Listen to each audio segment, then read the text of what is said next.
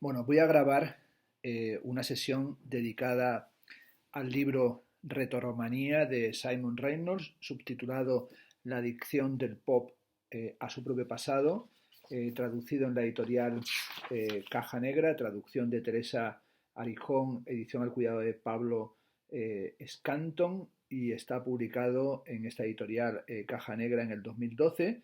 Apareció originalmente un año antes, en el 2011, en la editorial Farber and Farber. Se trata de un libro amplio, de un libro que tiene aquí en la traducción 439 páginas, y iré haciendo una serie de comentarios de aspectos fundamentales del libro, también vinculados a un PowerPoint que os voy a facilitar. He titulado esta sesión Muy largo, no leí un carajo, y bueno, lo que ahí sale es el meme del demasiado largo y del no leí, que debería ir acompañado de un demasiado largo y no escuché. Esto es de una actitud de resistencia a la escucha, de abotargamiento, de cansancio, de completo desplazamiento.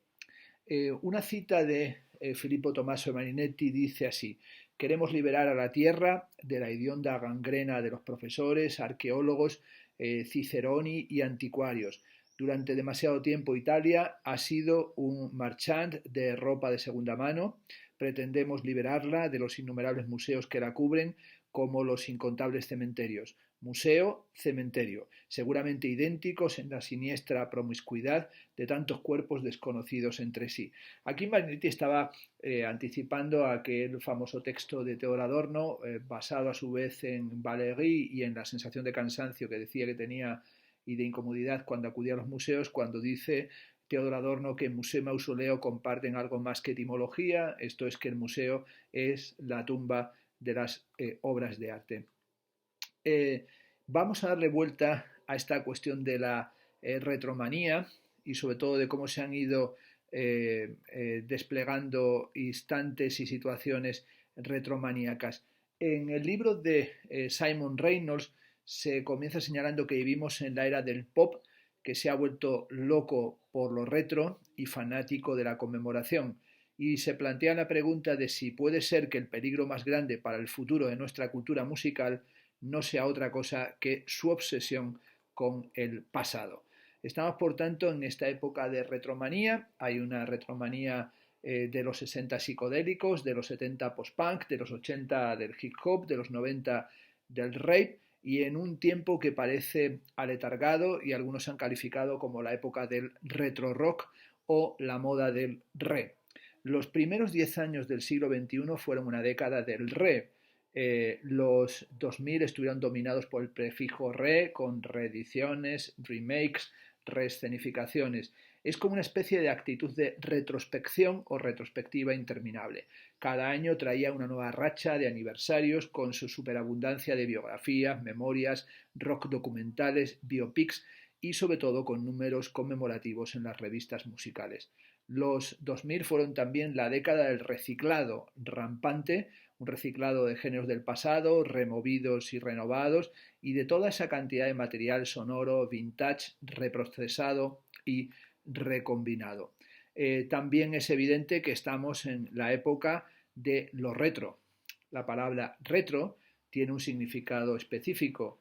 Esta palabra se refiere a un fetiche autoconsciente de la propia estilización de un periodo, ya sea en cuanto a música, ropa y diseño, que se expresa creativamente a través del pastiche y la cita. Lo retro, en su sentido más estricto, tiende a ser como la prerrogativa de los estetas, de los conocedores y los coleccionistas, esto es de personas que poseen o que aparentan poseer una profundidad de conocimiento casi académica combinada con un afilado sentido de la ironía. Pero la palabra retro empezó a usarse de una manera mucho más vaga para describir todo aquello que está relacionado con el pasado relativamente reciente de la cultura pop. Siguiendo este uso común y menos estricto de la palabra, retromanía, el libro de Simon Reynolds, investiga el espectro completo de usos y abusos contemporáneos del pasado pop. Así dirá Simon Reynolds en la página 14 de este libro que nunca ha existido en la historia humana una sociedad tan obsesionada por los artefactos culturales de su propio pasado inmediato. Así hay un ascenso de todo un conjunto de, lo llama Samuel Raphael, tendencias arcaizantes.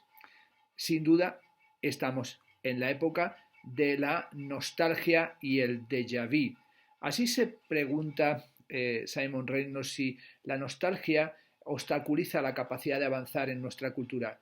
¿Nos estaremos acaso dirigiendo a una suerte de catástrofe cultural ecológica en la que los recursos de la historia pop literalmente se han agotado? Esa sensación de déjà vu, de retorno del tiempo, de pignolepsia, de un tiempo que vuelve sobre sí mismo, podríamos decir incluso de un día de la marmota. Y también estamos cansados de estar cansados, es decir, incluso cansados del déjà vu. En cierto sentido se puede entender que el rock and roll ha terminado por ser como una pieza de museo. En una entrevista en el 2007, Sufjan Stevens declaró: el rock and roll es una pieza de museo. Hoy existen grandes bandas de rock, me encantan los White Stripes, me encantan los Raconteurs, pero hay que reconocer que es una pieza de museo. Ir a estos clubs es como mirar History Channel. Lo único que hacen es poner en escena un viejo sentimiento. Esto es, canalizan los fantasmas de aquello que era, es decir, de aquello que se podía apreciar con la música en su tiempo de los Who, del punk rock, de los Sex Pistols, de lo que sea. Y eso ya fue. Esto es, la rebelión que había vinculada al rock and roll es una rebelión que ha terminado. Podríamos decir que también la retromanía y los estilos retromaníacos tienen que ver como con una actitud de saquear el guardarropa. Así Simon Reynolds nos dirá que esta es una actitud que está muy presente en la moda, donde la depreciación del guardarropa del pasado ha sido parte integral de la industria durante un tiempo, pero cuyo reciclado de viejas ideas no obstante pareció alcanzar un nivel de rotación frenético en la última década. Diseñadores como Marc Jacobs y Anna Sui saquearon los estilos de épocas anteriores casi inmediatamente después de que éstas concluyeran. Podría, por ejemplo, verse o analizarse en esa clave retromaníaca y también de vuelta sobre los estilos de la moda, con toda esa mezcla de nostalgia y de gusto sutilísimo, la película El hilo invisible de Paul Anderson Thomas. Y también podríamos ver en esa misma dinámica de lo vintage, por ejemplo, la música del vintage soul, de la que fue un exponente muy característico Amy Winehouse, con una conciencia retro, que es una conciencia que reaparece crónicamente en la música, y ese estilo vintage soul está en Amy Winehouse, está en Duffy, está también en Deleuze, es decir, en femmes inspiradas en el synth pop de los 80, como la Rouge, los Little Bots, Lady Gaga. Pero también se podría analizar, por ejemplo, toda la cuestión que tiene que ver con la aparición de lo que se llama el garage punk, el surgimiento del garage punk con los White Stripes, The Hives, The Vines. Y también, sin duda, toda esta dimensión retromaníaca tiene que ver con lo hipster, donde lo retro verdaderamente reina como sensibilidad dominante. Es decir, en el hipsterismo hay todo un paradigma creativo, retromaníaco, y se podría decir que es el equivalente pop de la alta cultura. En vez de ser pioneros e innovadores, han cambiado de rol y ahora son curadores y archivistas. Así Simon Reynolds viene a decir que la vanguardia finalmente devino retaguardia. Y ese devenir retaguardia de las actitudes aparentemente vanguardistas es algo que se conecta sin duda con la cuestión de la obsesión contemporánea por el archivo y también la obsesión contemporánea por el mal de archivo. Simon Reynolds dirá que nos hemos vuelto víctimas de nuestra siempre creciente capacidad de almacenar, organizar, acceder instantáneamente y compartir enormes cantidades de información cultural. Bueno, el ensayo Mal de Archivo, traducido en español en la editorial Trota, es un texto en el que señala cómo en la palabra archivo hay un doble significado, que sería la palabra arché, arqueología, el comienzo, y también la dimensión del mandato. En francés, mal d'archive contiene los conceptos de enfermedad y de mal. Para Derrida, hay algo mórbido y siniestro en la médula del impulso archivístico. Se trataría de tener un deseo compulsivo, repetitivo y nostálgico de retornar al origen, el lugar más arcaico de la iniciación absoluta. Derrida vincula esta compulsión a la pulsión de muerte freudiana, esto es, a la compulsión de repetir. Y esa compulsión o esa compulsión repetitiva es realmente primitiva. Así, mal d'archive, mal de archivo, también significa que necesitamos archivos, es decir, que padecemos un hambre desesperada que es un hambre comparable a la adicción. Hay un delirio, no solamente en la música, sino en las artes plásticas, en la museografía, un delirio actual por la documentación. Esto es, el archivo, según Derrida, degenera en anarchivo. Esto es, un desorden apenas navegable de retazos, de fragmentos, de datas, de basura de memoria. La historia, dice en la página 61, será así como un cubo de basura, o también la historia tendrá finalmente esa dimensión como de un gigantesco basurero desparramando un montón de datos, un montón de información que no conduce a ningún sitio.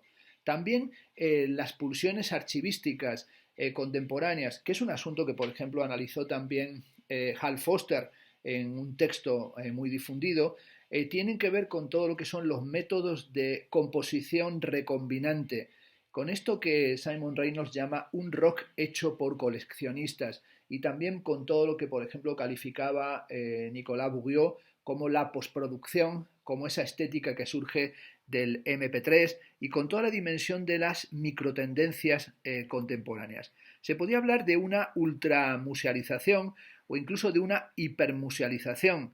En las últimas décadas del siglo XX hemos sido testigos de lo que Andreas Huyssen denominó el boom de la memoria, siendo como una especie de renovado espíritu de fundación de museos y de apertura de archivos.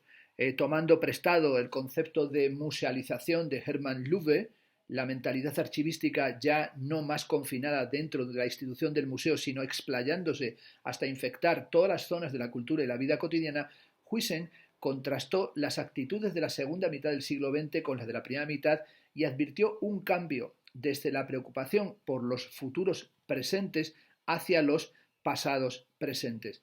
Eso tiene que ver sin duda no solamente con la hipermusealización, con la ultramusealidad, por ejemplo, como yo pude ver en el Victoria and Albert Museum, el museo londinense, un museo del diseño y de las artes decorativas, cómo se presentó una exposición que se llamaba Disobedient Objects, objetos desobedientes, que era propiamente una reducción casi a diseño o al do it yourself, hazlo tú mismo, de todo el material que tenía que ver con los movimientos de la indignación, es decir, con todo lo que había sucedido en el 2011 de las revueltas árabes, la plaza de Tarik, las revueltas tunecinas, los indignados españoles o ocupar Wall Street, como una exposición que además conducía directamente a una inmensa exposición sobre el traje de novia, y lo que mostraba era que lo mismo se podía hacer una exposición sobre el ceremonial de las bodas y sobre la ropa y el carácter suntuario y efímero de la ropa, efímero pero totalmente ritualizado, de la ropa de la novia, a lo que era también esa dimensión de los objetos que tenían que ver con el antagonismo y con el cuestionamiento social. Todo ello marcado hoy, como decimos, por la industria de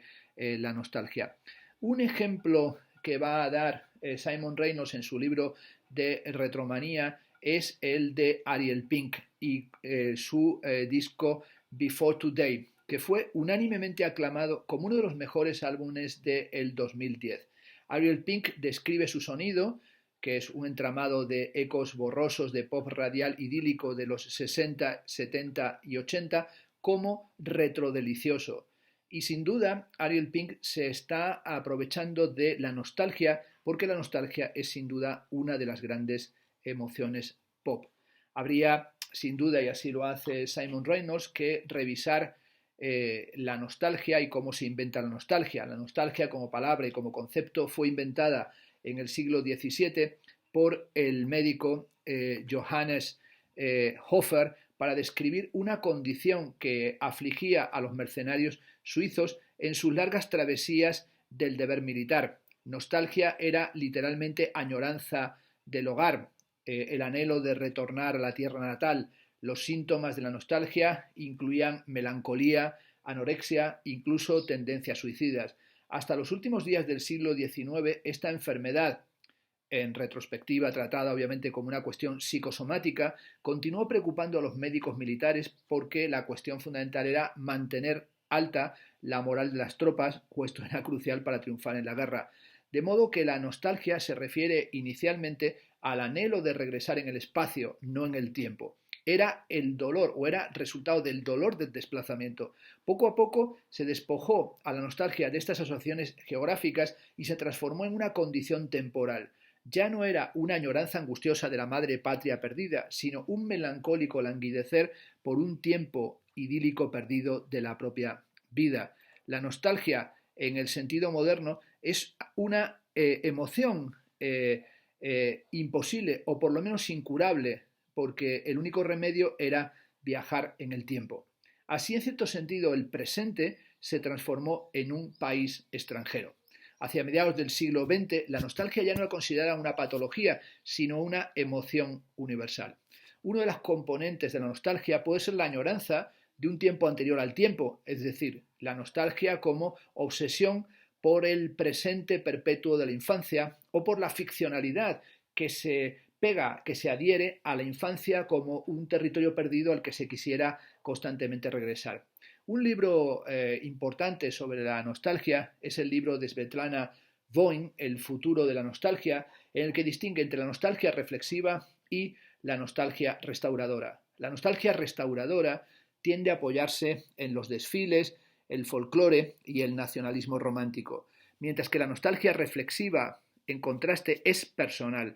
Se abstiene, según Svetlana Voin, de la arena política a favor del ensueño o se autosublima a través del arte, la literatura y la música. Podríamos también ver cómo toda esa dimensión de nostalgia que caracteriza a la retromanía del siglo XXI se ha fijado muchísimo o vuelve constantemente sobre un tiempo que ha sido tratado también como una especie de paraíso de la infancia y como el paraíso dorado del pop, como serían los swinging sixties.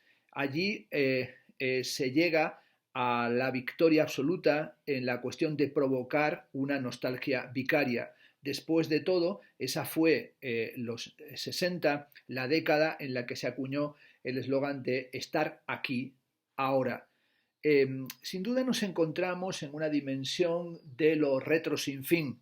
En primer lugar, lo retro siempre aplaude el pasado relativamente inmediato, atiende a cosas de las que se tiene una memoria viva. En segundo lugar, lo retro implica un elemento que pretende ser de recuerdo exacto. En tercer lugar, por lo general, lo retro también incluye los artefactos de la cultura popular. El cuarto elemento sería, y su última característica, la última característica de la sensibilidad retro, es que no tiende a idealizar ni a sentimentalizar el pasado, sino que busca que el pasado divierta o que sea divertido y que el pasado fascine. Y ahí aparece lo retro chic, que sería el modo en el que se convierte el pasado en un juguete, en una bagatela. Es decir, se utiliza el pasado como un archivo de materiales del cual se extrae capital subcultural, hipness, podría ser una palabra, a través del reciclado y la recombinación. Y sería eso lo que ha dotado de tanta importancia al bricolaje del bric-a-brac cultural. La palabra retro, como bien recuerda Simon Reynolds, es un derivado conceptual, es un derivado lingüístico de la era espacial. Esto es, el retro tiene que ver con los retrocohetes, esos retrocohetes que producen un empuje inverso al movimiento de la nave espacial y ralentizan su propulsión.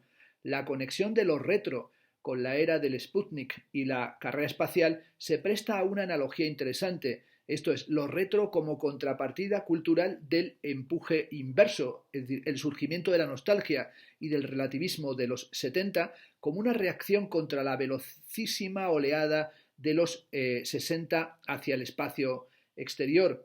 Pero sobre todo lo que sabemos es que sin duda los 60 con esta retropropulsión son una época culturalmente obsesionada por el ahora y por el instante, por el momento, y sin embargo ese momento en el pasar del tiempo se ha convertido en monumento, es decir, hay una monumentalización de esta época marcada por la fascinación del instante, de lo que se llamó en los años 60, en la época de la rebeldía, el paraíso ahora.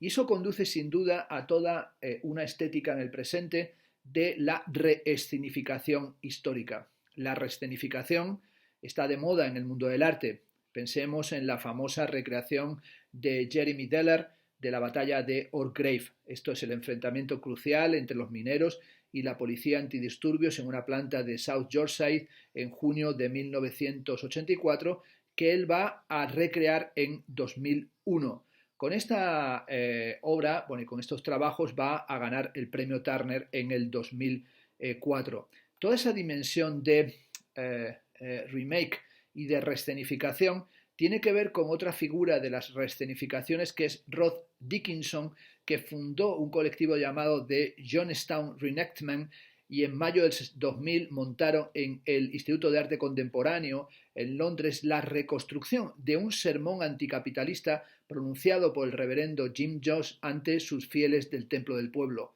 Rod Dickinson ha descrito su trabajo como, dice literalmente, construir una serie de paradojas, resaltar las contradicciones que surgen al intentar hacer algo como eso, pero al mismo tiempo con la imposibilidad de hacerlo.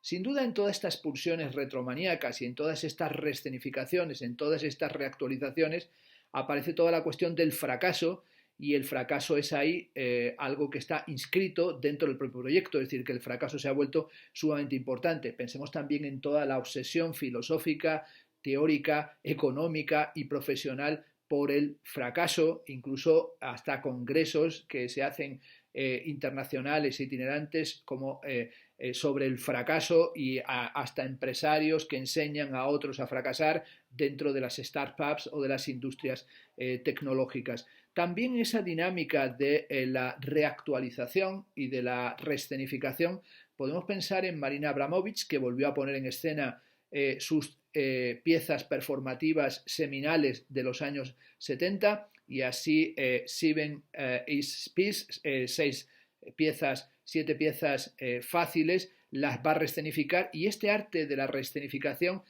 o por ejemplo el proyecto que hizo Biografía, en el que presentaba en escenario todo un conjunto de acciones que venían anteriormente a cuestionar la dinámica del escenario, la posición del actor con respecto a la pasividad del público, y esta actitud o este arte de la reescenificación es a la vez una extensión, pero también una inversión o incluso una forclusión del propio proyecto del arte performativo, que por definición estaba basado en un evento que socavaba la escenificación.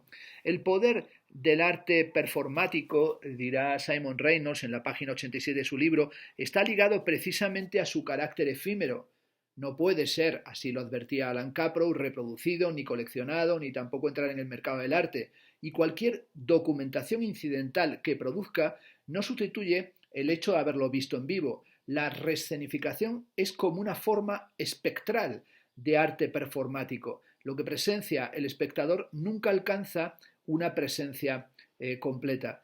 Toda esta dimensión de la reescenificación y de las mutaciones del performance es algo que ha sido estudiado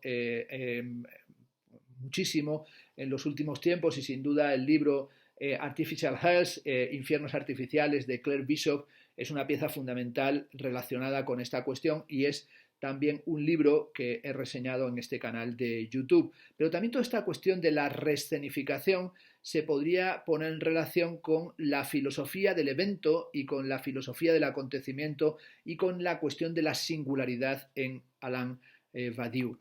También se podría tomar en cuenta la recreación del Concerto for Voice and Machinery, una legendaria performance en el AICA, también el Instituto de Arte Contemporáneo, realizada por los miembros del grupo alemán Einstürzen de Neubauten, que había provocado en su momento la sublevación del público. El Concert for Voice and Machinery 2, es decir, su reactualización, fue un meticuloso intento de recrear el evento original.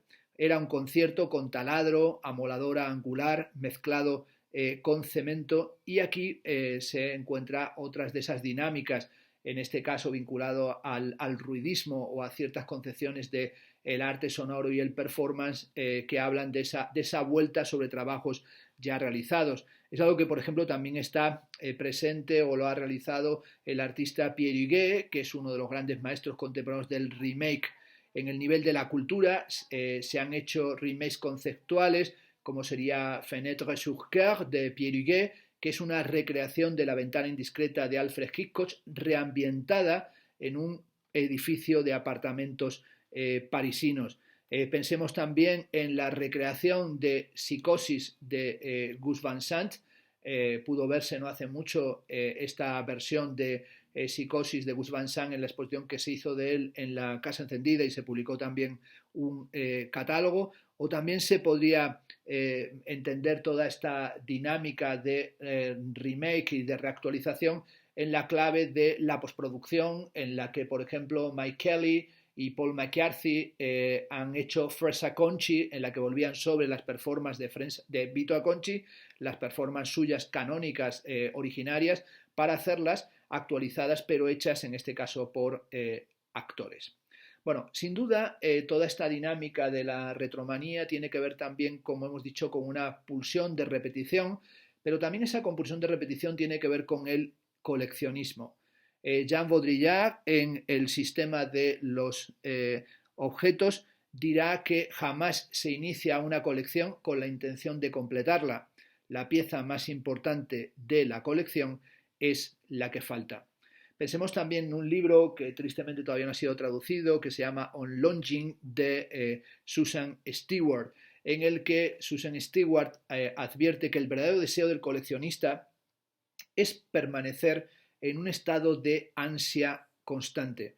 En ese libro On Longing, esto es sobre el anhelo, Susan Stewart argumenta que no es aceptable simplemente comprar una colección en su totalidad. La colección debe ser adquirida de manera serial. Ganar la colección simplemente implica esperar, crear las pausas que articulan la biografía del coleccionista.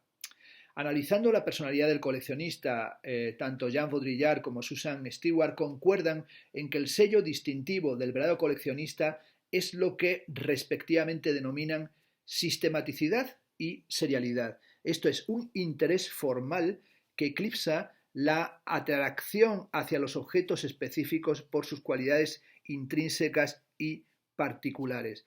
Es lo que dice la cita que he colocado ya de Jean Baudrillard, es decir, lo más interesante de una colección es lo que falta. También podríamos decir la carta que falta, recordando la carta robada de Edgar Allan Poe, pero también la reflexión sobre lo que falta como dimensión de la propia dinámica del deseo, tal y como lo entiende Jacques Lacan en su interpretación de la carta robada que se encuentra en sus escritos. El impulso de coleccionar tiene que ver con la ansiedad tanto como con el deseo. Está imbuido, por tanto, de la voluntad de dominar, de imponer un orden. Si completáramos la colección, estaríamos interfiriendo con el desplazamiento de la ansiedad alcanzado a través de una actividad neurótica del coleccionista, y el espectro de la muerte y el vacío volverían a atormentarnos. Ahí es donde es interesante hablar, como hace Simon Reynolds, de esta cuestión de la retromanía vinculada a la personalidad adictiva del coleccionista, donde el coleccionismo y la adicción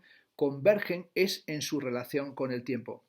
Fred y Judy Vermorel, analistas pioneros del fandom, diagnosticaron el coleccionismo obsesivo como una forma de lo que ellos llaman misticismo del consumidor, y tiene que ver con la idolatría literal de las estrellas del pop.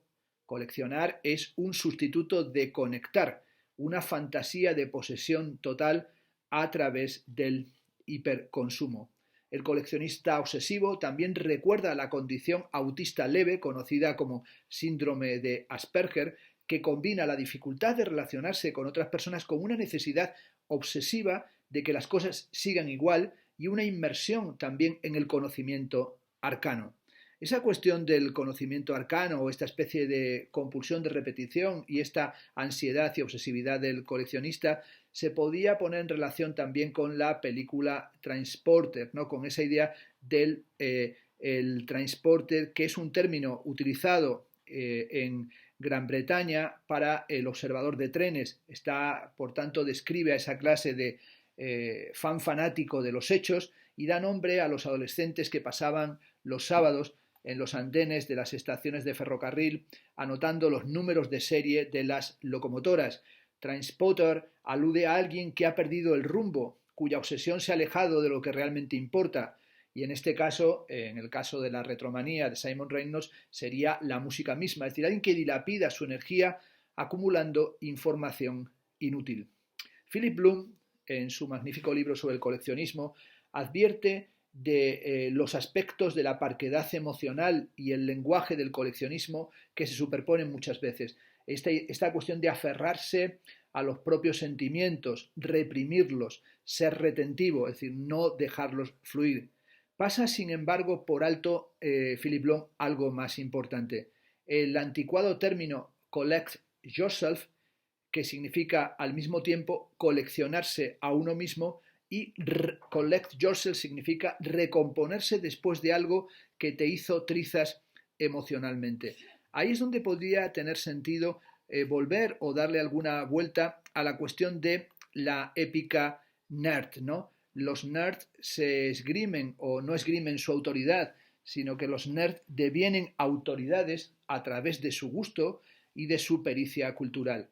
Y es ahí donde, como sabemos, en ciertas ocasiones el oscurantismo puede adquirir incluso un aura erótica, iba a decir, un aura erótica y también un aura heroica. La música, dice en la página 131 Simon Reynolds, es tradicionalmente considerada como la banda de sonido de la propia vida, es decir, la canción favorita como conmemoración, como un disparador prustiano, en el sentido de la Madalena de Proust, de la búsqueda del tiempo perdido, que nos conduce hacia los recuerdos placenteros. También sabemos cómo toda la épica y todo el heroísmo nerd tiene que ver con nuestra cultura de la aceleración, de la velocidad o de la freneticidad, ese estado de frágil fijación impaciente. La freneticidad es, podríamos decir, el pulso neurológico de la vida online. La meta manifiesta de los creadores de Google es poner todo lo que se ha escrito alguna vez en Data Cloud, mapear no solo la realidad física, como hacen en Google Earth, sino también cada milímetro cuadrado de realidad cultural y colocarla, aparentemente así piensan o así nos quieren hacer entender, al alcance de nuestras manos. Y de momento ese alcance de nuestras manos sería tenerlas en nuestras tabletas, en nuestras pantallas, en nuestros iPods, en nuestros iPhones. Sin duda el libro de Dylan Jones, ¿no? iPod, Therefore I Am, como una especie de versión tecnológico contemporánea del pienso, luego existo, es un título a considerar. Dirá en la página 145 Simon Reynolds, hablando del iPod, que a diferencia de los Beatles, el iPod no cambió la música en sí misma. Hasta el momento la máquina, o más precisamente la cultura de descargar y compartir MP3 de música digitalizada, ha engendrado un solo género musical exclusivo, el mashup. No obstante, el iPod fue definitivamente lo más importante que le pasó a la música en la primera década del siglo XXI, en términos de su propio impacto y de cómo cristalizó toda la cultura de la música desmaterializada. El libro iPod, Therefore I Am, Thinking Inside the White Box de Dylan Jones nos habla de cómo el iPod es una especie de radio-yo, una estación donde no hay sorpresas desagradables y cuyo programador mágicamente sabe lo que uno quiere escuchar. Y también sabemos que el iPod es fundamentalmente asocial. La I del iPod se puso por una razón, porque es mi música, no nuestra música. La función shuffle parece particularmente reveladora al eliminar la necesidad de elegir y no obstante garantizar la familiaridad. Esto es, nos alivia de la carga del deseo. Y eso es lo que proponen todas estas tecnologías de la era de la música digital. Es lo que califica Simon Reynolds de un pop sin fandom. Esto tiene que ver con una especie de pérdida de apetito por el exceso de descargas y tiene que ver también con lo que Michael Bhaskar señala en su libro sobre la curaduría, es decir, sobre el filtrado de información en una época de excesos. Como apuntaba el teórico Jacques Attali en su libro Ruidos, traducido al español en la editorial Siglo XXI, el papel ritual y la función de catarsis social que alguna vez tuvo la música fue erosionada por la capacidad de los individuos de acumular grabaciones y hacerlas sonar cada vez que lo deseen. Estamos viviendo en una época en la que la música se despoja de sus últimos vestigios de kairos. Kairos, la antigua palabra griega, la palabra para el momento clave, es decir, la palabra del tiempo del acontecimiento o de la epifanía. Y también lo que se ha producido es una subordinación final a cronos, esto es el tiempo cuantitativo, el tiempo del trabajo y el tiempo del ocio. Nosotros estamos atrapados en el vértigo de la aceleración presente, pero también estamos perdidos en la música y arrastrados o ahogados en el tsunami de la información, en una dinámica de más y más. Es decir, en la medida en que más y más se ha transformado en el principio dominante de la cultura. Es decir, ya no se trata del less is more, de la modernidad, del estilo internacional, de las estéticas de Mies van der Rohe, ni siquiera del less is bore, menos es aburrido, como dijo Venturi, ni tampoco como propone Attali o como proponen algunos de una deculturación o de un proceso en el que menos sería suficiente, sino que hay una búsqueda de más y una búsqueda y un camino del exceso, y ese más es sin duda un espacio y una dinámica saturada y coagulada. Y esto conduce a un síndrome de fatiga crónica. Thorne sugiere en su ensayo The Revolutionary Energy of the Outmoded, la energía revolucionaria de lo anticuado, que la sociedad del hiperconsumo debe paradójicamente encontrar la utopía en su antítesis, esto es, en la escasez. Menos es más, y como señala Fredrick Jameson, hay otra tradición literaria de utopías que habla de reclusión y serenidad. Se trataría de retirarse del promiscuo bullicio y la hiperestimulación de la ciudad hacia la estasis bucólica, una utopía donde no se trata de desear a cambio de nada, sino directamente de no desear nada. Bueno, una actitud que tiene algo incluso de síndrome Barleby, como aquel I would prefer not to, preferiría no hacerlo. En medio de toda esta situación en la que aparecen estas utopías del decrecimiento o estas utopías incluso del apartamiento del mundo, es decir, de la retirada, incluso una vuelta reflexiva sobre la cuestión del papel del monacato en la constitución de las dinámicas de la modernidad y acaso una necesidad de volver a aprender a vivir juntos pero separados. En medio de toda esta situación, sin duda, el camino que parece que va a ser transitado cuando se vuelva a la llamada nueva normalidad, puede que sea otra vez el mismo, como en la canción Tropecé de nuevo en la misma piedra, y por tanto se volverá a seguir el camino del exceso. Y en ese camino del exceso, en las dimensiones retromaníacas, Simon Reynolds subraya la importancia que tiene la figura del rock curator. Una cita de Brian Eno dice lo siguiente: podría decirse que la curaduría es el gran nuevo trabajo de nuestros tiempos. Es la tarea de reevaluar, filtrar, digerir y conectar todo a la vez. En una época saturada de artefactos nuevos e información, el curador, el hacedor de conexiones, es quizás el nuevo narrador de historias, es el metaautor.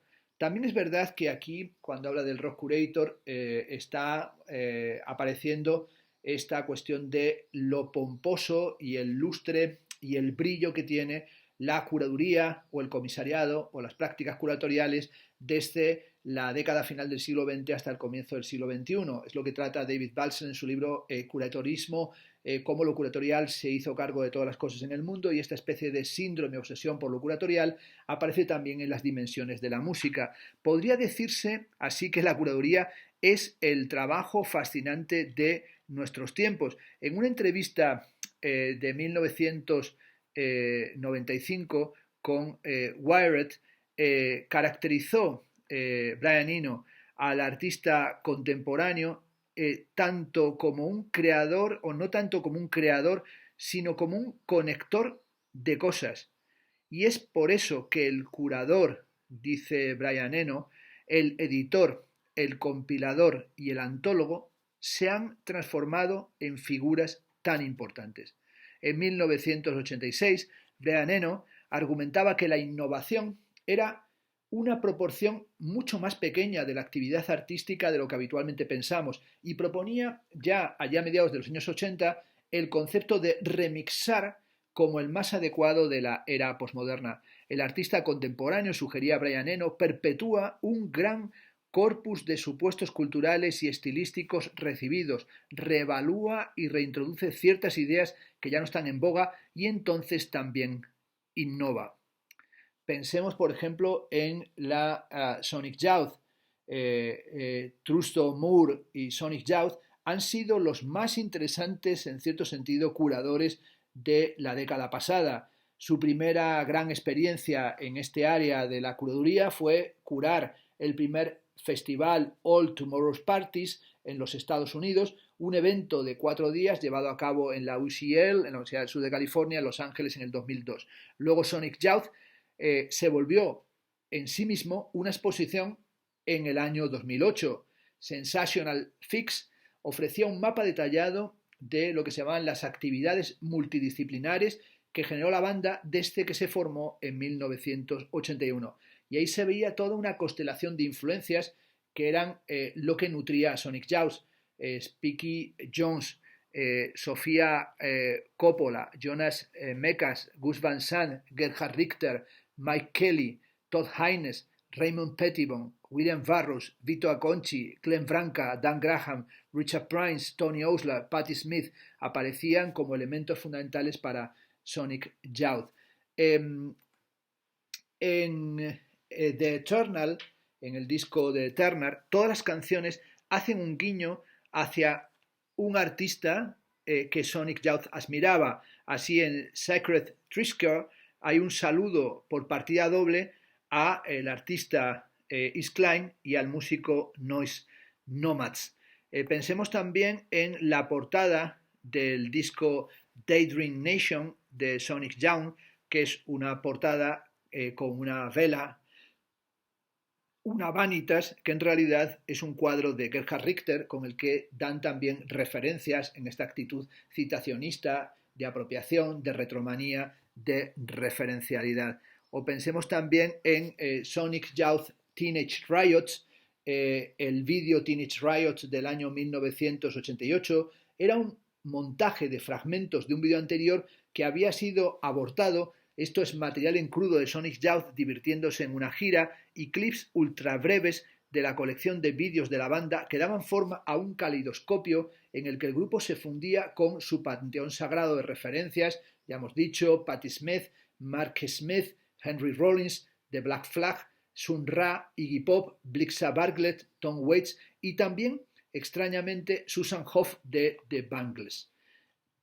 Esta dimensión de apropiacionismo es una dimensión que Chichone Youth en Into the Grove de 1996 se ve como se apropia de el Into the Grove de Madonna y nos habla de todas esas dimensiones apropiacionistas y de remixado que tienen que ver también con todo el trabajo del Plunderphonics o toda la manera en la que el apropiacionismo se desplegó también desde final de los 70 y en los 80 en esas dinámicas apropiacionistas que encontramos en Sherry Levine o que se encuentran en todos los artistas que formaron parte de la exposición El arte y su doble que organizó Dan Cameron en la Fundación La Caixa en Madrid y que permitió conocer estas tendencias apropiacionistas que habían surgido en el contexto del posmodernismo americano, apoyada por críticos como Douglas Crimp. O también pensemos en el White Album de Chichone Youth, en la que hay un cover de John Cage retitulado Silence y es una versión acelerada de 4 minutos 33 segundos, solo que reducida en este caso a 2 minutos de silencio, y una versión del hit sexista de MTV del Addicted to Love de Robert Palmer, con King Gordon entrando a una cabina de grabación y cantando estilo karaoke sobre una versión pregrabada a cargo de una banda de sesionistas.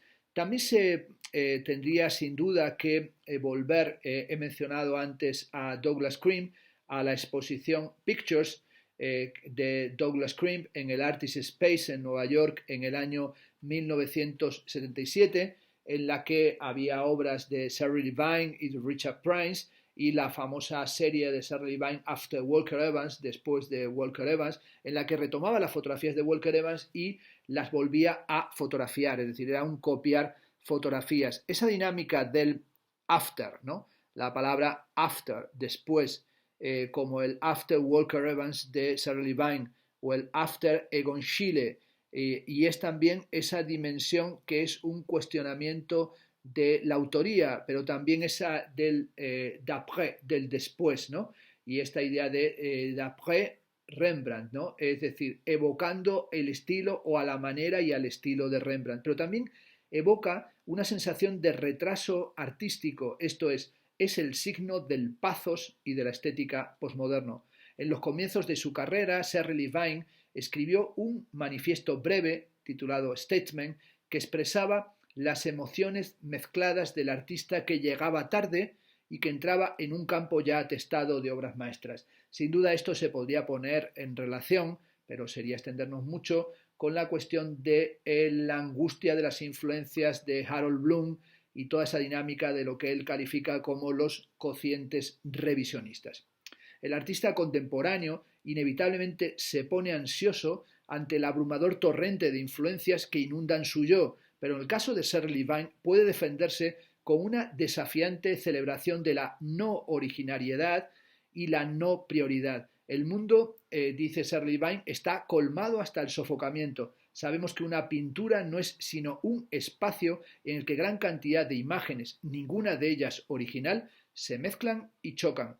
Una pintura es un tejido de citas. Siguiendo al pintor, el plagiario ya no carga consigo pasiones, humores, sentimientos e impresiones, sino más bien esta inmensa enciclopedia a partir de la cual dibuja. Pensemos también en el artista Richard Price. Richard Price usaba y se apropiaba del diseño gráfico como materia prima y refotografiaba los anuncios publicitarios, por ejemplo, de los cigarrillos Marlboro para su famosa serie de los Cowboys. Richard Price definía sus obras como fantasmas de fantasmas 3 o 4 veces extraídos del original. Una descripción que anticipó la manera en la que los samples de samples circularían por el hip hop y la cultura dance, volviéndose más distorsionados y mutando en cada copia sucesiva. Pensemos también en Cathy Hacker, en su célebre novela Blues and Goods in High School, y cómo Hacker sampleó textos de Nathaniel Hawthorne, Jean Genet y Gilles Deleuze, Félix Guattari.